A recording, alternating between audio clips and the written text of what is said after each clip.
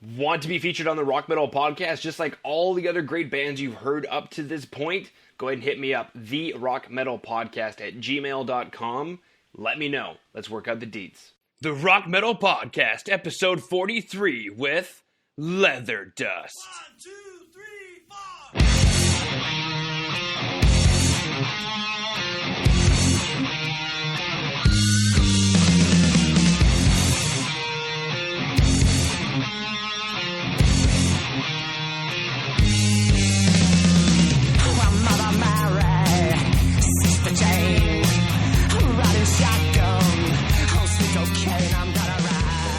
All right, Rock Metal Nation, I've got on the line today Leatherdust, a hard rock trio from Toronto, Canada. I'm super stoked to have them on. Today I am joined by members of Leatherdust, Johnny. So Johnny, welcome to the show. Thanks, John. Really appreciate it. Excited to be here. Indeedly do. So you'll be Johnny, I'll be John. That way we don't get it confused at all. Sounds good. So why don't you go ahead and tell Rock Metal Nation a bit about yourself, maybe what inspired you to get into music? That's a good question. You know, I used to run around the house when I was a little kid, smashing things with sticks and pretending it was music. I used to make my mother mental. And then eventually I snuck into my father's workshop and I crafted these really cool rudimentary drumsticks out of some of the dowels that he had there. And then my playing got a little bit more refined, but I was still hitting things. And finally, when I was about 13, I was doing this high school project, and I went over to one of my friend's house, and we were supposed to do this thing in a group, and he had a drum set there. And I thought, oh, man, that's just so cool. You know what? And he started playing, and I thought, damn, that's cool. I think I could do that. And I sat down behind the kit, and it was one of those moments where if you ever see people that can't play the drums try to play the drums for the first time, it's quite painful, right? Because you're not very coordinated, and you're hitting things, and you're not in time, and it's all very ugly. But that wasn't me. Within 5 minutes, I was just doing a standard 4/4 beat and keeping time. And I thought, oh man, there's something here. I really like this. So all that smashing as a kid eventually turned into making actual music. And then from that moment on, I was just really interested in drumming. And my brother had this huge stereo in the basement, and I used to run a 30-foot long headphone cable from the stereo to headphones that I would wear. And then I would play along with all my favorite bands. So I grew up with AC/DC and Van Halen and Led Zeppelin.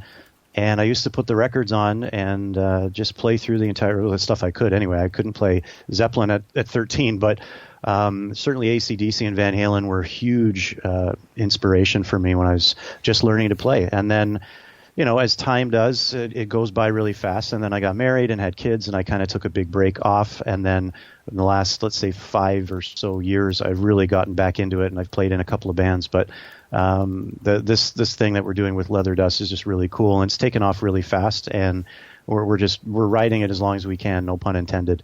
And we're just absolutely loving it.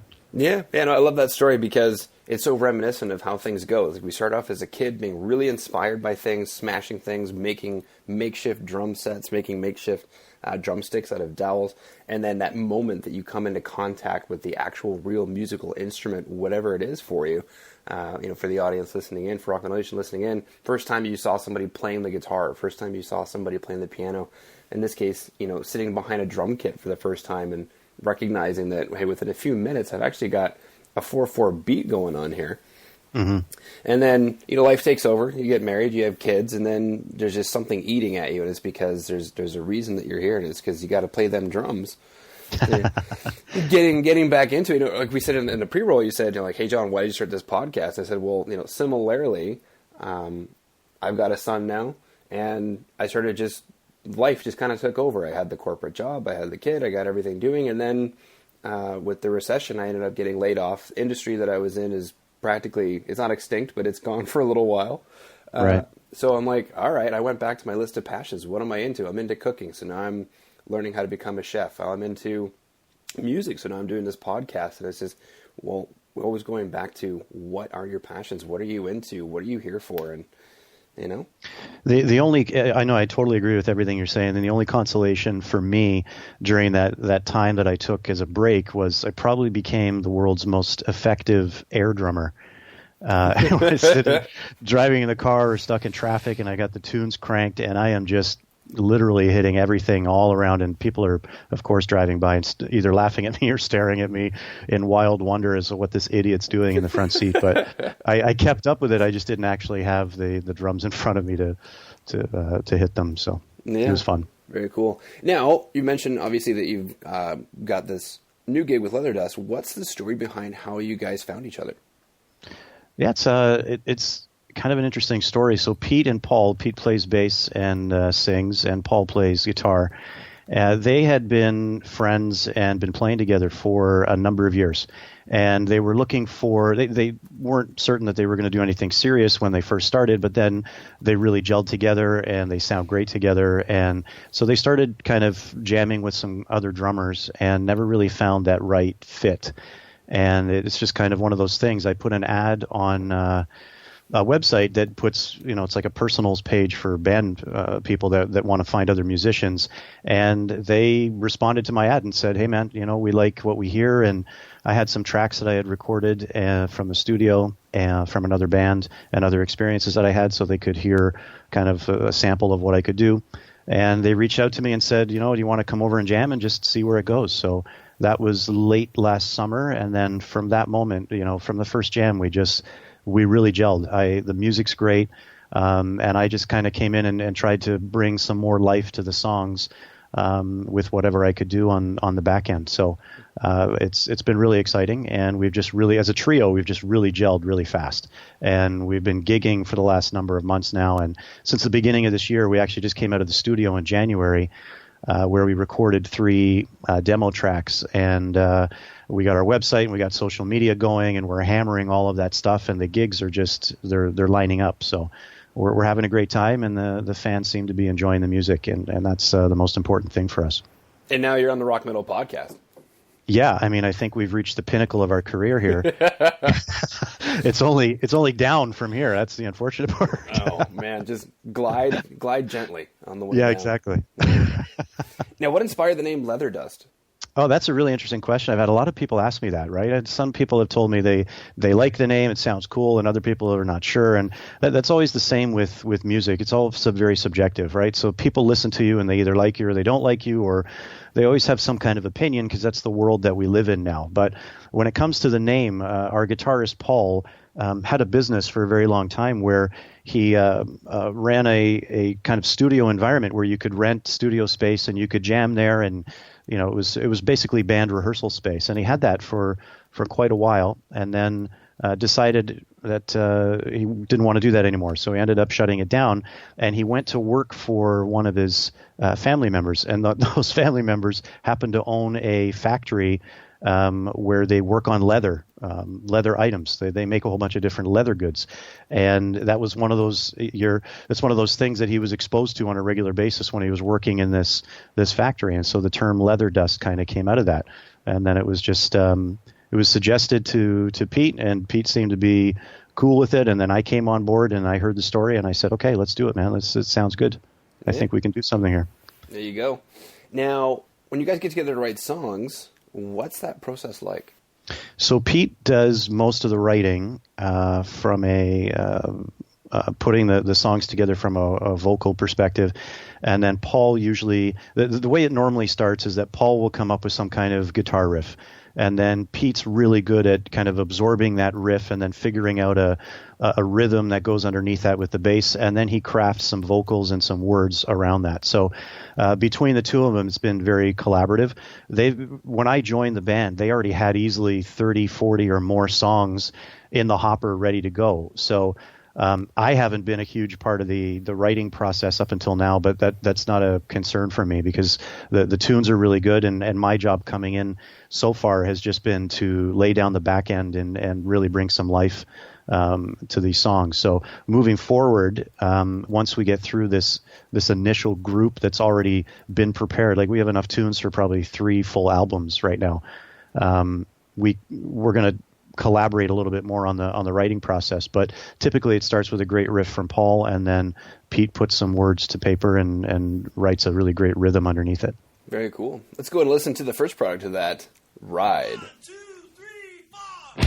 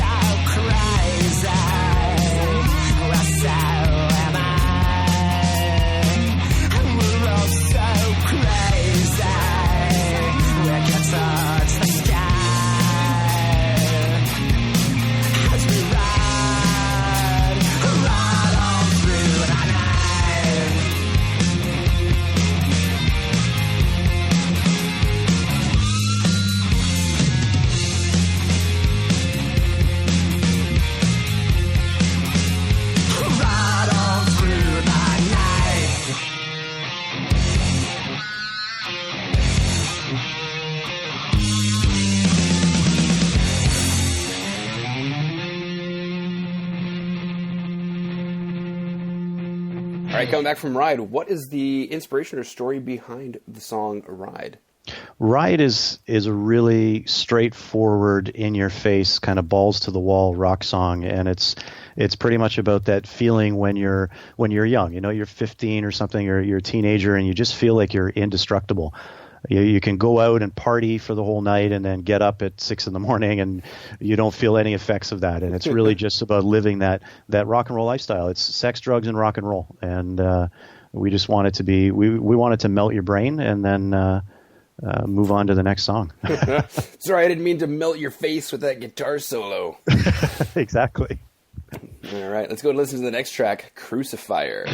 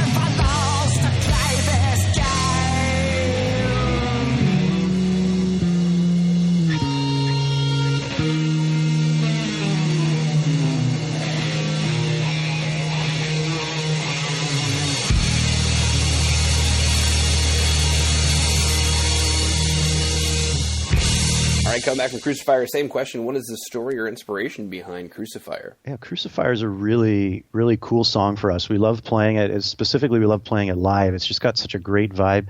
It's got some off-time signatures in it that just sound really great, that we manage really well. But the inspiration behind the song is about sacrificing your true self in order to try to fit in with what you think society wants you to be, and trying to achieve success based on that, and kind of like giving up some of your inner self in order for that to happen. Wow, that was deep. I don't even know if I was ready for that. You should have warned me.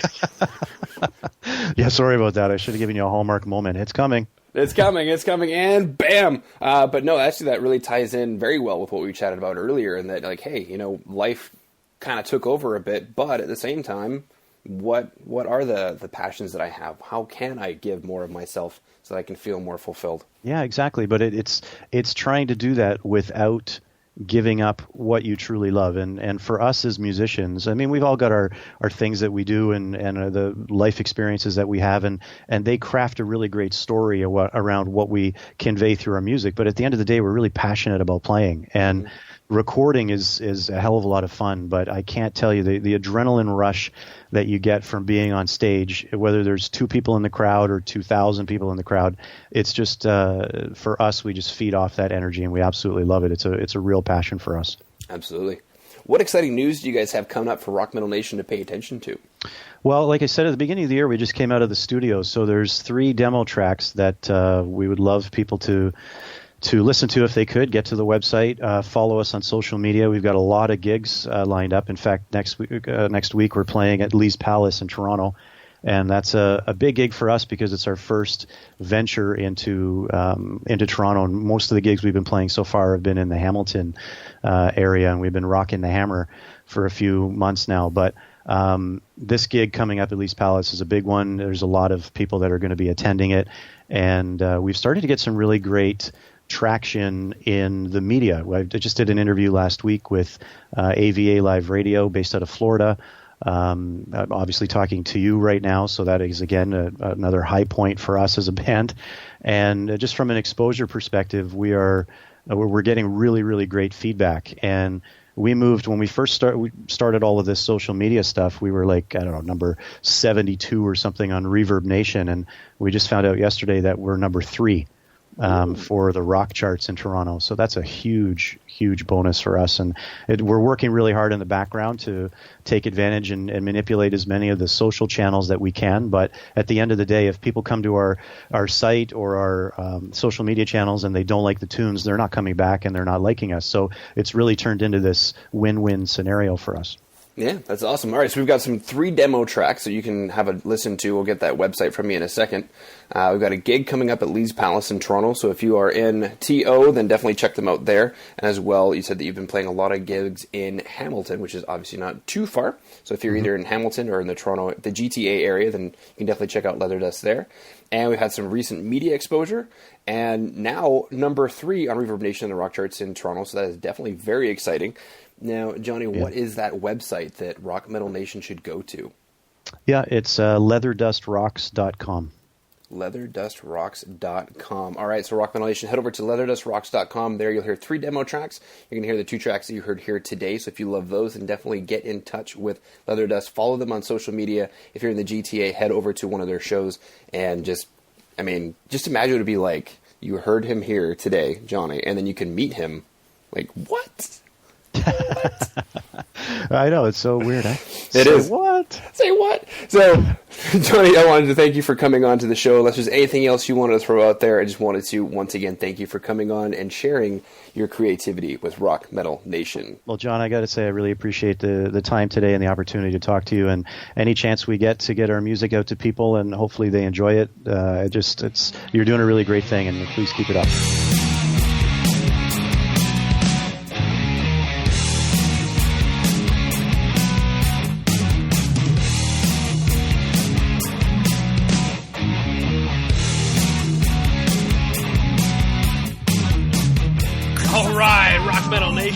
Hopefully you just found your new favorite band in Leatherdust. Say thanks again for coming on and sharing their music with us. Make sure to head over to www.therockmetalpodcast.ca to get all the information on the show you just heard today. And until then, rock on, Rock Metal Nation.